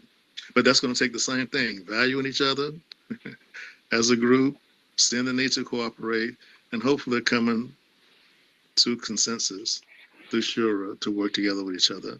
I went more than my 2 minutes. I apologize. No, good response. Cheryl seems like her neurons are kicking into place. Take. Yes, and yes. I do like, Brother Fleming, you said, have open, honest discussions. And I think what I see, and I agree with you, sometimes Muslims are our biggest critics and the biggest ones who have the issues. It reminds me of it's always this skit, and different people have done it, right? It's raining, and the brother's in a brand new Cadillac, but he sees his friends at the bus stop with the rain. So instead of stopping to pick him up, rolls by, says, "How you doing?" and keeps going. Or worse, drives through the puddle that's next to the bus stop and splashes them. Water this brother, Lord have mercy. With the music blasting. Mm. So when I always think about this, I think about You know, it's the jealousy, or it's the ego, or it's the don't feel like cooperating. To be honest, don't feel like cooperating because you don't like the way the other person does it, or you've been burned before working with a particular group. Again, that's fueled by something other than the desire for what is best for the ummah. And so what happens is we don't, you know, we have 15 organizations when we could really have a couple, one or two. We're stretching the same people in different directions who are doing the work when we could be limiting it and being more successful. NACP is a great example. I can't think of a community that doesn't have some kind of irk about the NAACP, especially, its aging leadership. And I said it like that. But a lot of times they have to wait their turn. And that's the same rhetoric from, that's oppressor rhetoric, right? You know your turn, you have to wait your turn. What have you done to prove yourself? You got to sell a kidney or your firstborn for Black people and Muslims. But when the other people come in, especially the oppressor, the people who do not mean well by you, come in, he's like, we have so many in our communities who are so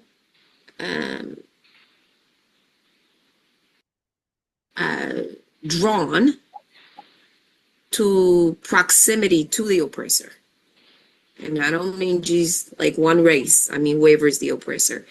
By the proximity to power that the oppressor holds, that they're willing to turn their back or turn their eyes or look through tunnel vision or pretend like they don't see what they see until it's thrown into your face and you get knocked upside the head. And by that time, the whole community is suffering. And we've seen this in election after election, local, state, federal. We see it in our organizations, right? If we're going to have a real open, honest dialogue, I will tell you how many times I've been to a mosque, and it's international Muslims, it's so-called American Muslims, regardless of the race, and they're separated. Or if they are blended in, somebody has something to say about somebody. Or you have people in the Muslim community saying, oh, you go there, that's the international masjid. No, it's just masjid to me. Or you go there, that's the Black mosque. Or like that. That right there is what makes it difficult to do this, what you called it, the Council of Muslim Organizations, the way the brother talked about imagining, the way Sister Amatullah talked about imagining, Sister Ronnie, all of us talked about how would we imagine what that would look like. And it has to start with stop finding differences and start finding similarities. I think the biggest thing is finding those differences. Those differences, yes, culturally, we have differences sometimes, depending on who we're talking about. But I'm watching worldwide. I don't know if you saw what happened in Belgium, right? One of the women in the Belgian parliament saying, if they don't like Islam, if a person in Belgium doesn't like Islam, they can leave. We are Islamic. When you look at, when I've traveled, I don't know if you've traveled to like the Pacific Islands, like Malaysia and Thailand, places like that, they have that same attitude. You can't tell me not to cover myself or wear hijab like they do in London, right? Understood. It's they stand on that principle, and it's not just a principle for a certain group, right? It is I'm not going to force you to wear it, but I'm also not going to force you to take it off so that you can assimilate. But my open, honest conversation is that too many of us are willing to assimilate and throw the rest of us to the wolves so that they can have positions. Instead of that photo, and I'm going to put it up in my background, of lifting down and lifting up the next person. Yes. We stay too long. We hold on too long. We like people who don't mean us good because we want to be in that circle. And they don't mean you any good. They will call you. They may even tokenize you and tell you, you're so great. You're so great. But don't you challenge one of their positions of power and influence, then you're not great anymore. That's what I see, sister. Okay. But Can I I have use a another different. 30 seconds? Yeah. You just Yes, reminded and me I of do have a something. question. I do have a question for you after that. Okay. Yeah, I want to just share very quickly. Some of you know that I was in Ohio for a while because my wife was a professor at Bowling Green State. So while I was there, I was actually the president of a group called AMA, the American Muslim Alliance, really headquartered in California. Yeah. Anyway, they asked me to run the chapter as president in the Toledo area.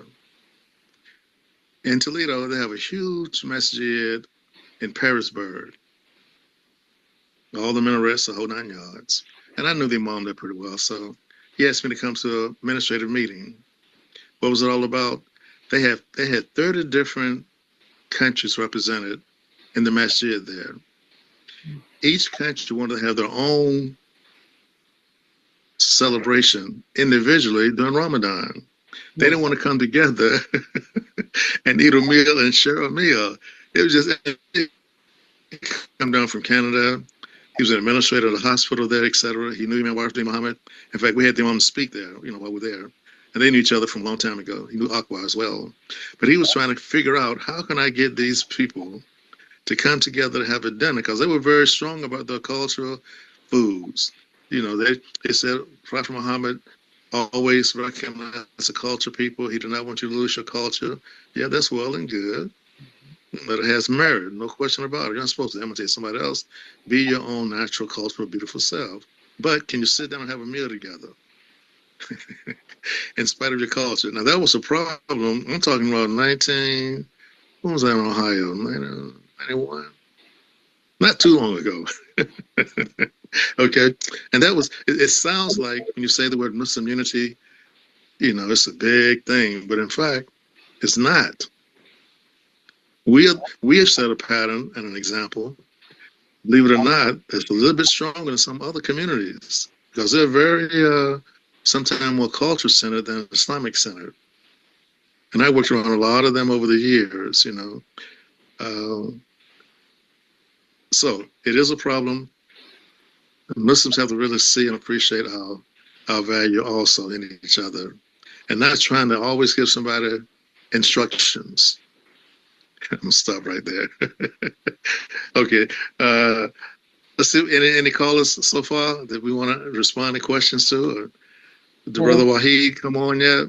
919 area code? Not yet? Don't see any phones or any hands. Okay, all right then. Maybe invite our other participants to make their comments, see if they have any questions. We do have one hand. I don't know. I think maybe it's Brother Kareem. It's American Muslim 360. You want to go right ahead? Yes. Assalamu alaikum, Miss Sister Manera. Oh, walaikum assalam. Alhamdulillah. I'm very happy to hear that the work that's being done, attempting to unify our indigenous community. I attended the Mosque Cares convention this past weekend, and I found so much benefit in many of the participants who gave presentations, particularly around the history of the evolution of al-Islam in our community. And there were photos and minutes of meetings and detailed information on how different chapters were organized and those who traveled around the country helping in those efforts. And I was thinking to myself, everyone needs to know this, especially so it can be taught to the younger people. So any attempts that are made to bring that unity, that sacred unity that we should have among each other is a welcome idea and a way for energy to be spent. So I'm very excited about that and happy to hear about that. Alhamdulillah. Brother Fleming, there is one phone caller. The area code is 251. Okay.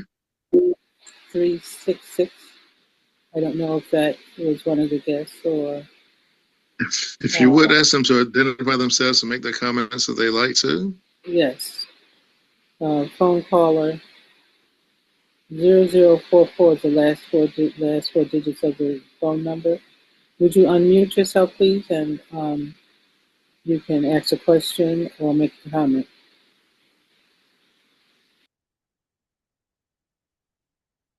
Hmm. 0044 phone caller to MAP5. You want to unmute yourself?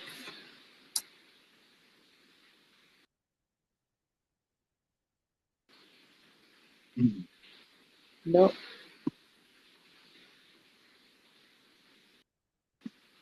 Okay, well, the invitation was given. So. Okay, wait a minute. We got another 251. Maybe they're having difficulty with their number. Area code 251. The last four digits are 2987. Would you unmute yourself?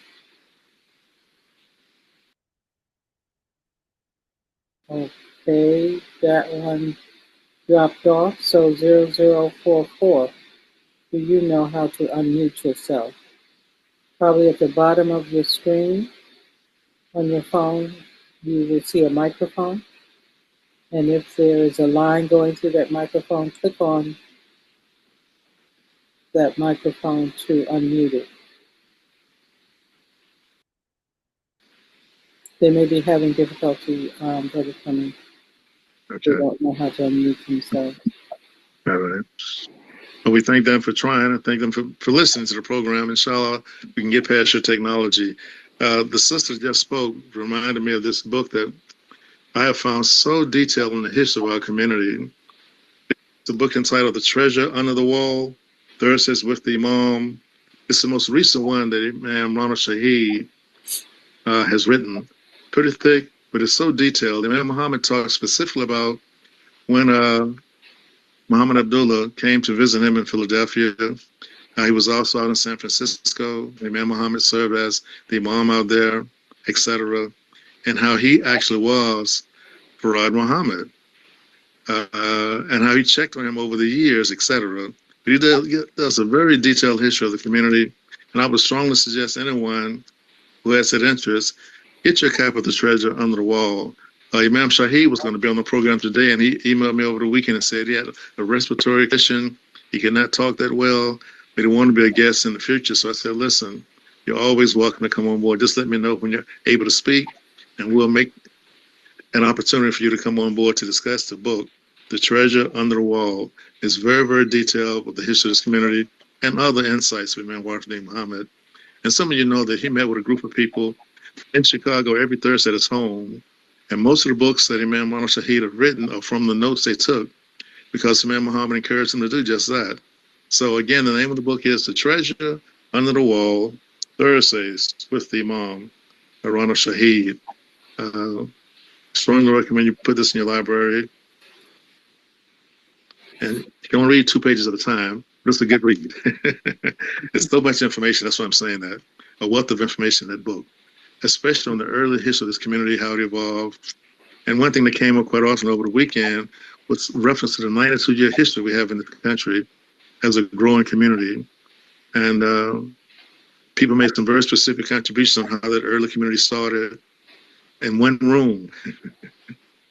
And people making all kind of sacrifices to allow people to have an expression of what they thought was their Islamic life, and the kind of sacrifices they made just to give a foundation for what we have today. And that's something we should always honor. It goes back to the idea of having that foundation. If it's really built solidly, the wind will come along and blow it down.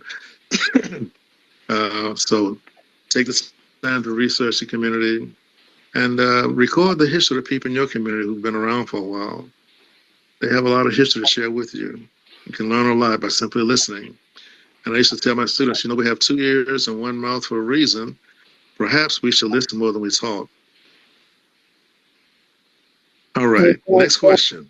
That listening is important with how we listen, because sometimes we listen to form our argument to combat what we're hearing. Yes. And that is one of the challenges when it comes to performing coalitions and working.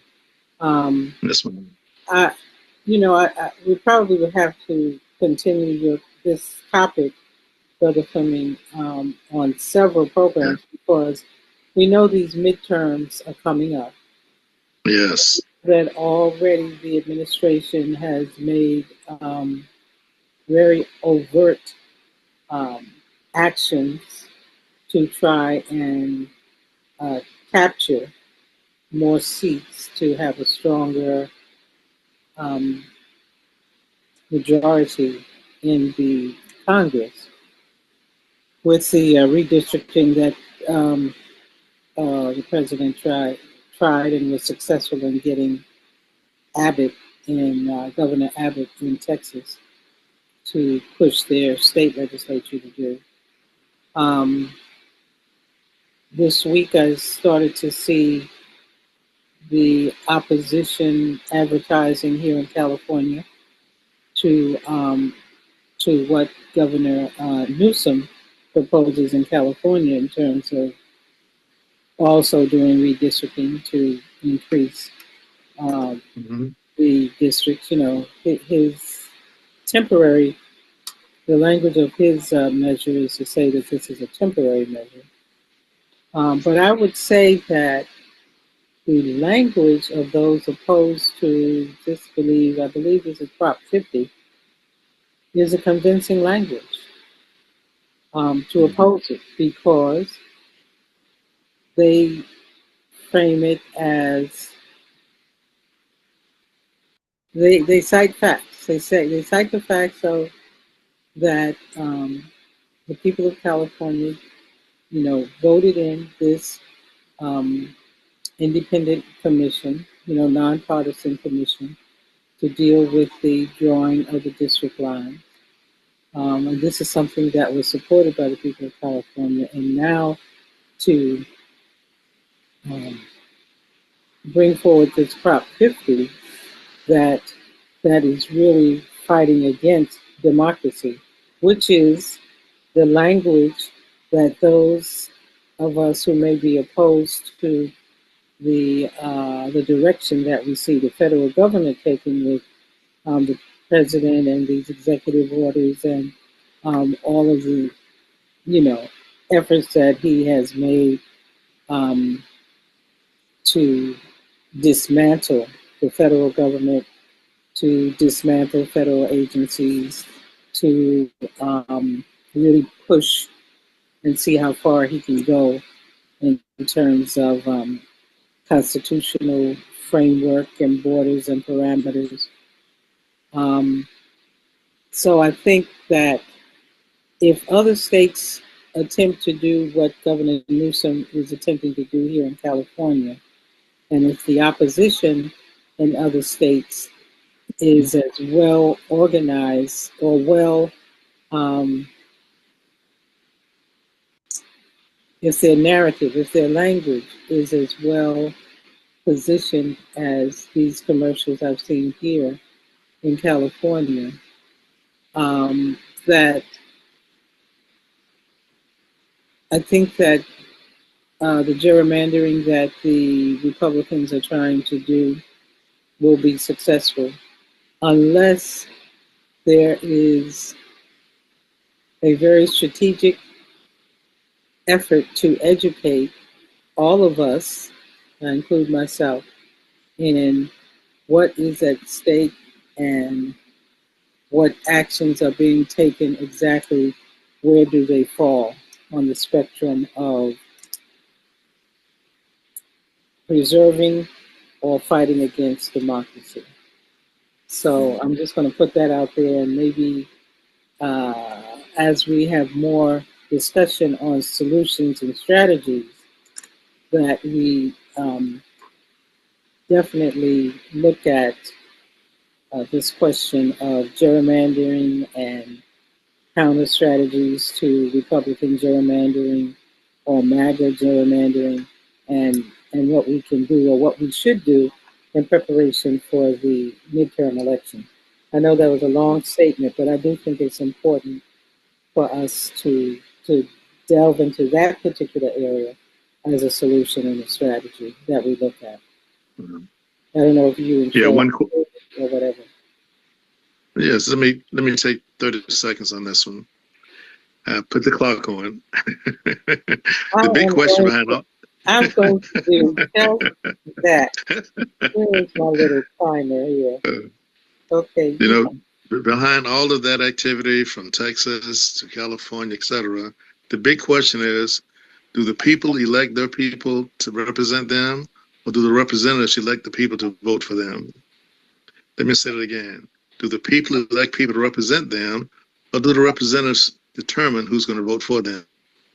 And what the current 45, 47 has done is to go into a state to make sure that indeed it's not the people, it's the representatives themselves determining who's going to vote for them. That's a critical question.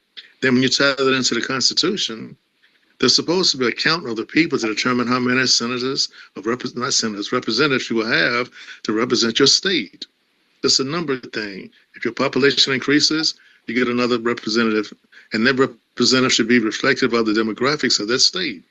What they're doing now through this person at 1600 Pennsylvania Avenue, whose name I refuse to say, is trying to deck the stack to ensure that not the people, but the representatives elect themselves over and over again. Because once you draw a district with a specific demographic in mind, in a sense, you diluted the power of the people. Now, when you're saying now, this guy who has no regard for the Constitution, because it's very specific. Every 10 years, you do a population census. Behind that number, you determine how many additional representatives each state will have. And that additional representative should represent the demographics of that state. That's not what's happening now. They're trying to say, no, forget that. We need more representative districts that are Republicans, independent of who stays in that district or that locale. And that's the challenge, you know. And there's a lot more we need to say about that going forward, but that's the fundamental argument. Should we elect our representatives, or should representatives determine who's going to elect them? That's the bigger question behind this whole fiasco. But I'll stop right there because, you know, I could take another 30 seconds. But we'll stop right there for now. We'll continue to be continued, inshallah. Okay. Cheryl has her head cocked to the side and her eyes going up to the ceiling.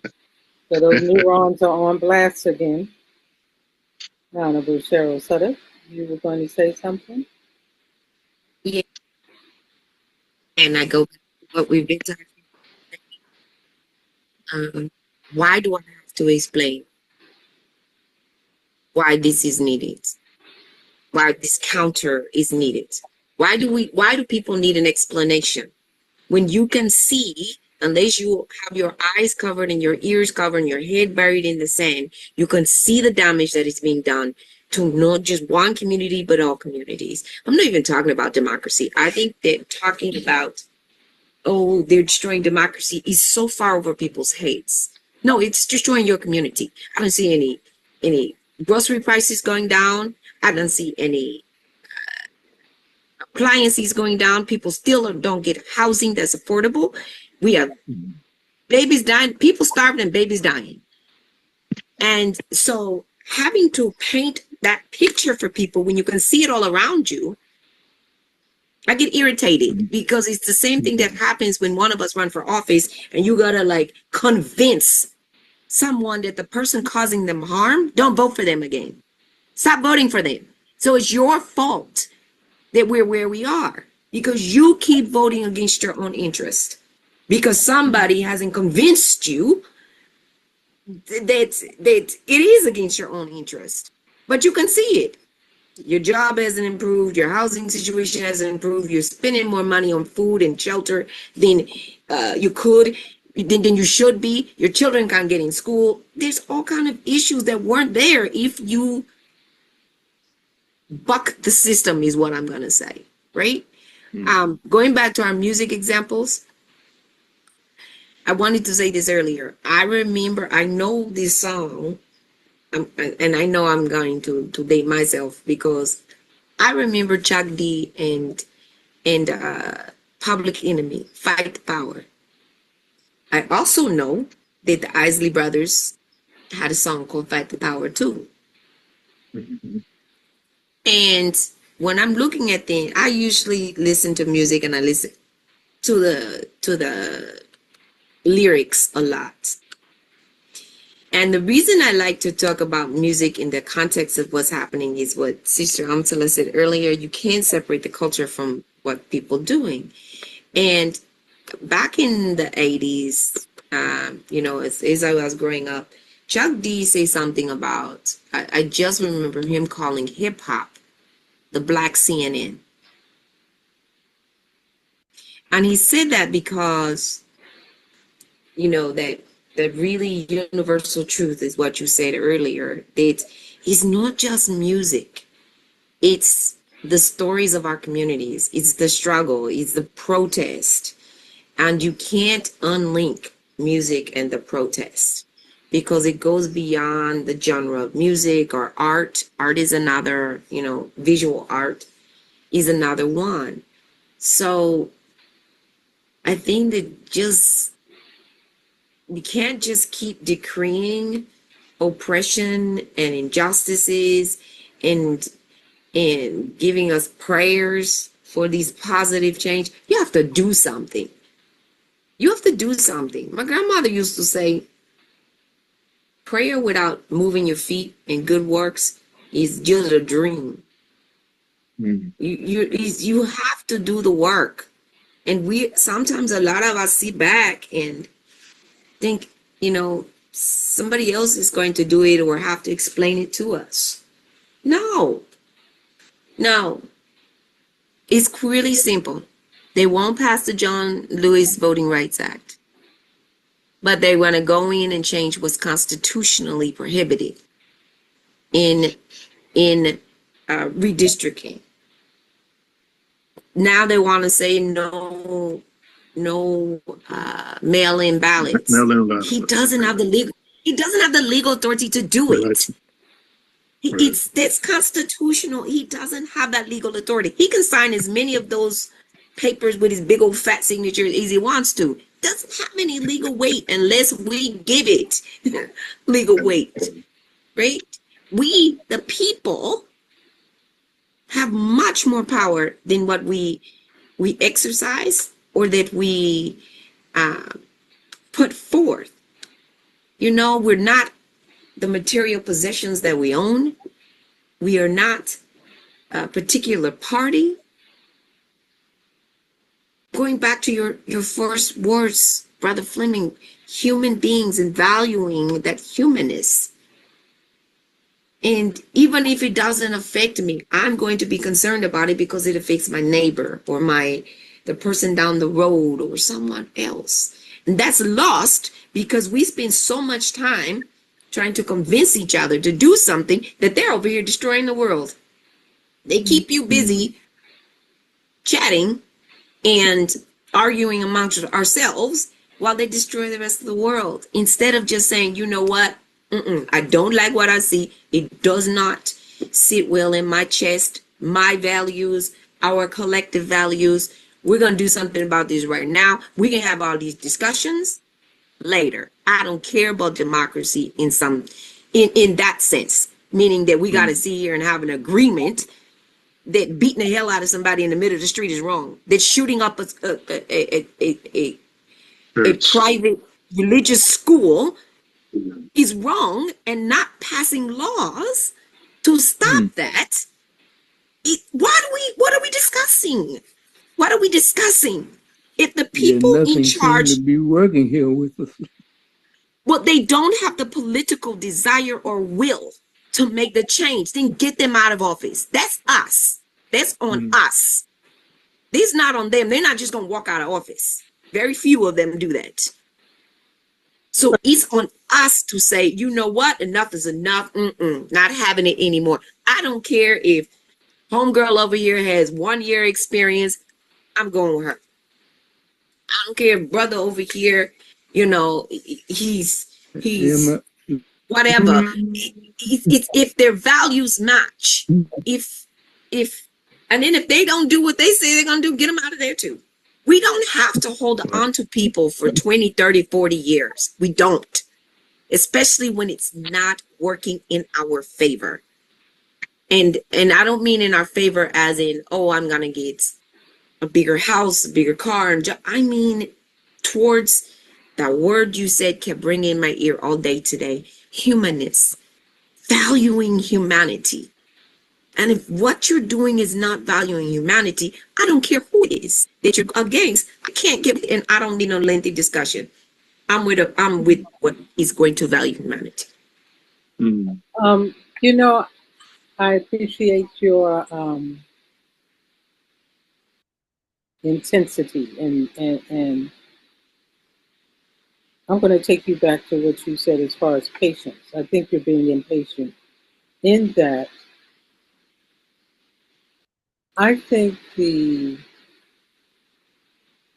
maybe the 30 to 40 something year old who is laboring under student loan debt, if they've tried some entrepreneurship, you know, trying to be successful, if they're trying to make career advances,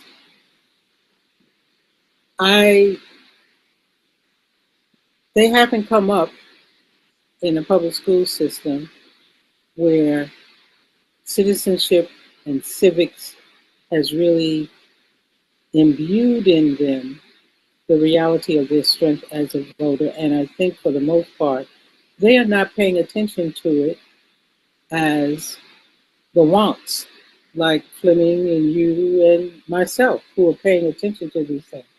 And understand, I think that if we were to survey our Muslim community, let's just start with the Muslim community. If we were to survey the Muslim community, I'm not sure, and maybe ACGG needs to do this, Brother Fleming, how many people understand what gerrymandering is about and how it affects our people power, and how many people really have an understanding of what Abbott has done in Texas, and if this is duplicated in other states. I looked at there was something that I forgot. Maybe it was a Substack, or I have to go back. I don't have all of my. Usually, I like to have my little research documents with me, but I haven't had them with me the last 2 weeks. But this particular source, which was a valid source that I was looking at, was giving a history of Texas, and I think it was in relationship, in relationship to Colin Allred.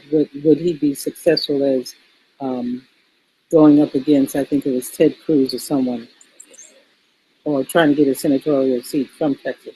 And they were like, you know, in the last 35 years, well, the last, I think they said 50 or 60 years, Texas has been Republican.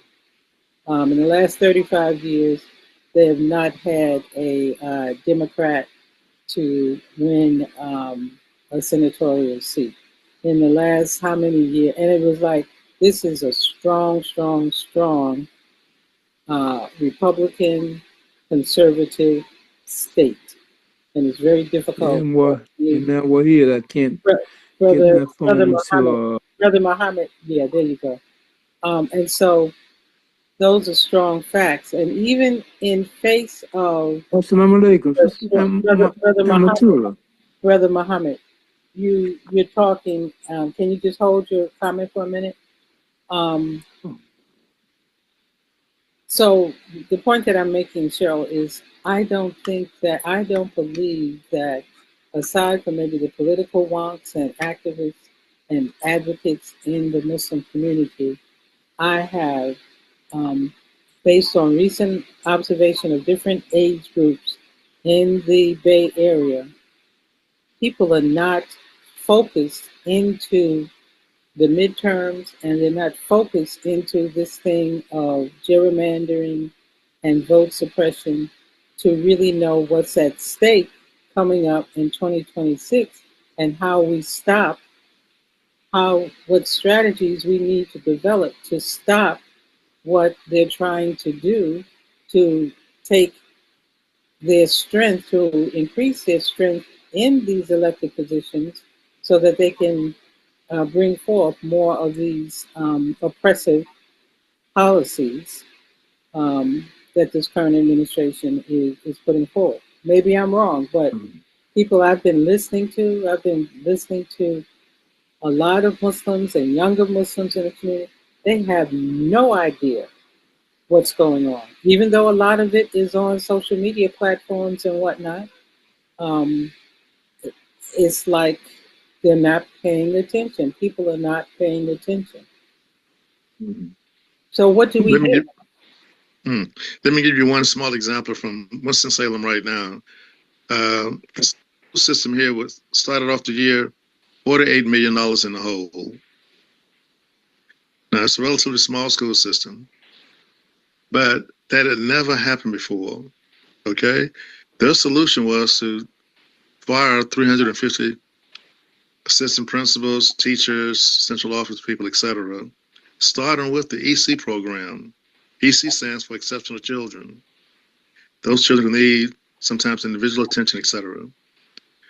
The students in every high school walked out of their schools protesting. 2 high schools at a time. There's only 8 in the whole county. But they walked out of school with their signs, young people, saying the teachers should not pay for the mistakes you made. And it's going on right now. Of course, today is the day they're going to have a meeting with the commissioners, see what the final result is going to be. But when an issue hits you in the face, and that's the sad part about our political culture, it's got to be almost in your face to get your attention. Because by design, they're trying to keep you interested in something else. By design, to keep you unfocused, so you don't connect with the political arena. And when you stop being connected to it, all the shenanigans take place. Like destroying the whole Department of Public Education on a federal level, removing money from every department that we have put faith in, and looking at the federal employee as some kind of enemy to the country, and justifying firing these people overnight. No sense of due process at all. And what's the people's response to that? The narrative, efficiency, waste, etc. Not looking at the impact that has on an individual family who has a mortgage or rent payment or children to feed and their survival. It's a multiplier effect. So our focus, unfortunately, in politics does not come into real sense until it hits us right in the face. And that's the sad part of it. And it's not unintentional. It's very, very intentional to make us almost fall asleep at the wheel while they do what they want to do. And there's a whole conversation about being at the wheel and being awake that we'll go into another time. But that sadly is a condition of a lot of our people. And they always say, what difference does my vote make? Why should I get involved? It won't change anything, Oh, the sky's falling. Well, it's going to keep on falling if you don't change your attitude. But there's a lot more we can say about this. Inshallah, we will continue solutions and strategies going forward at the next MAP5 or somewhere along the line. at the same station, inshallah. Okay. Brother Muhammad Sharif, I think he was trying to say something about Brother Wahid. I'm not sure. So you want to unmute yourself, Brother Muhammad Sharif, and you want to share with us what you want to say? Muhammad Sharif, you want to unmute yourself? You're on mute. You want to unmute yourself, Muhammad Sharif? Now we can't. We can't hear you, Brother Muhammad. You have to unmute yourself. You were trying to speak a few minutes ago.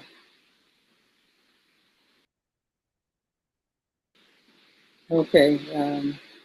I guess it was not to be. Come back next week. Same. Oh, there he is. Brother Muhammad? He's there, but he's still muted. Oh. I'm going to say that everything both of you said, I think is good. I just want to tell you that there's an old thing that I know when I was growing up. They won't stop unless we tell them to stop. And they won't turn in the direction we need them to go in unless we tell them to turn. Mm. And that's, my grandmother used to say that you can't wait for people to get this conscience because they won't get it. We have to push that. So I think that that's my frustration. We push so many other things. We were pushing, the destruction of Gaza. It hasn't stopped. It hasn't stopped. We thought this, so people thought the solution was, I won't say we, because it wasn't me, was, okay, well, we got to get rid of the current president and the vice president who was under that president because they're killing people in Gaza. How does that work out for us? Because now we have a president who says Israel can do whatever they feel like doing. And not only are they killing there, they're killing all over Northern Africa and the Middle East. We have to be the ones to say, enough is enough. We're not having it anymore. And if we're not willing to do that until we have we're never going to get 100% clarity. I just am convinced of that because by the time you start to get clarity, it's shifted. It's already changed. Now you got to catch up again. Certain things I think require the question you guys asked earlier about the challenges to establishing, that global coordination. I believe it takes time and it takes patience. I don't believe fighting for humanity requires that level of patience time. We have to do it before we don't have anything to fight for. And we're seeing that in like Gaza and Yemen and Somalia and Sudan and all over South America, right? And Central America. We're seeing this destruction, all of those we think are called social ills that we say we don't like, whether it's white flight from our cities or drugs or guns or too many taxes or, unemployment rates high and houselessness and suicides and going back to days of segregation and aggravated wars and humiliating people for the purpose of just dehumanizing them. All of that falls on us. It doesn't fall on one of us. It falls on the collective of us because we are so caught up in what I want, what I need, rather than the we. What do we need? Because what I need or what I want, if it was only about me, I can go get it. But we don't live on islands, and we don't live where we have to be so patient that we're sacrificed. We basically deem some people as disposable, as sacrificial, because we are not willing to just say enough is enough. And every time I see one of those babies, I can't. I don't have patience for that. I just don't. Maybe God's still working with me, but I have no patience for that. I just don't. Sister Cheryl, as the kids say, I feel you. I'm going to say this and I'm going to be quiet. I think Margaret Mead made the best statement when she did her study and concluded that It only takes a small group of people with the same intent to change the world. You don't need everybody. In fact, at the convention I was at yesterday downtown, they asked me to give remarks, and some people were disappointed because you only had about 150 people there. They wanted the whole place to be filled. And I said, listen, most of you are Christians. Do you remember someone that only had 12 people working with him and he changed a lot of the world today? And I remember somebody had 2 people with him, Moses and Aaron. They made an impact. Then there's a third person. We got to lift him up. He was in a cave hiding with his best friend. 2 people. But look at the impact of Judaism, Christianity, and Islam in the world today. So don't ever get lost in numbers. Lift up the sincere ones and go to work and quit making excuses. I'm finished. I'm done. As my sister says. So Muhammad Okay. Sharif has unmuted himself. So go ahead, Brother Muhammad. Okay. Brother Muhammad, speak now or forever hold your peace. Brother Muhammad? Hey, please speak. We just lost him. We just lost him. All right. Just lost him Elijah, again. that is thing for us to hear what he got to say. But inshallah, the next time, like you said, Brother Fleming. All right. All right. Right. So, any last words before I get us out? All right. Well, let's just remind ourselves how important it is to be concerned about each other genuinely, to care for each other genuinely, and to live the label we have that identifies us as brothers and sisters in the faith, traveling down the same road, trying to do our best to make it to the destiny. So we thank everyone for being a part of this discussion. Very vibrant, very passionate, very thoughtful. And inshallah, we'll be back again next Monday, same time on MAP5. We invite you to join us. Sister Cheryl? Thank you very much. Okay, Brother Muhammad, we're getting ready to close out, but we don't want to leave you out. But you got to unmute and speak your piece.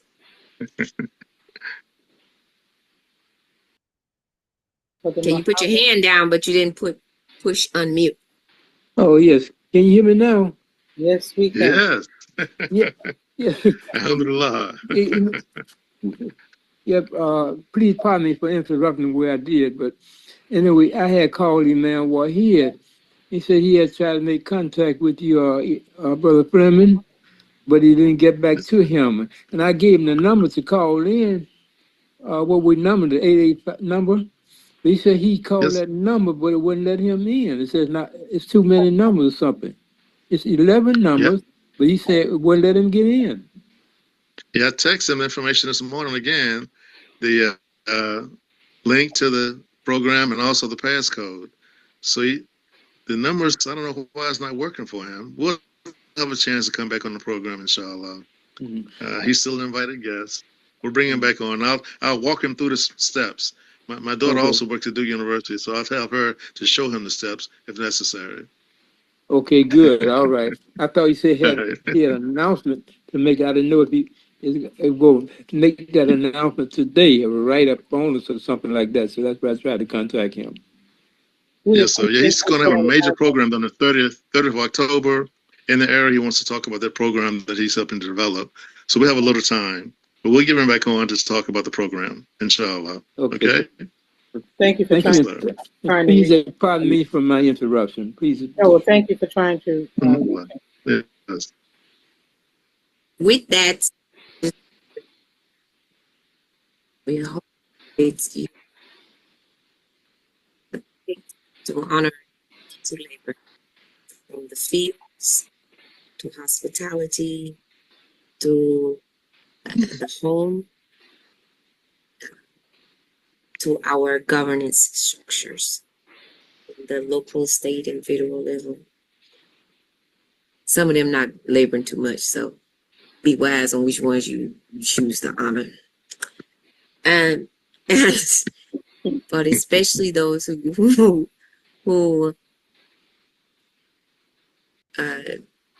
our food, harvest our food, pick our food, sell our food, serve our food, cook our food, who make sure we have clean air, and most importantly, clean water. Can't live without the water. Mm. Our healthcare workers, our first responders, again, not all of them be choicy. And know that it's all of this is inextricably linked to what we do. To be powerful, to be prayerful, to be philanthropic, and to try and do something for someone without the expectation of recognition or a pat on the back or a spotlight. Just do it for the pure humanity. I'm going to keep using it, of it. And that is not only the right thing to do, it is the THE thing to do. We will see you back here, inshallah, next Monday with another one of these thought-provoking programs. And at 12 o'clock Central, 1 o'clock on that East Coast, and Well, the sunrise. 10 o'clock on the West Coast where the sun sets. Inshallah. Inshallah. And with that, I'm going to say Assalamu alaikum, and it's a wrap. That's a wrap. Walaikum assalam. Thank you for joining.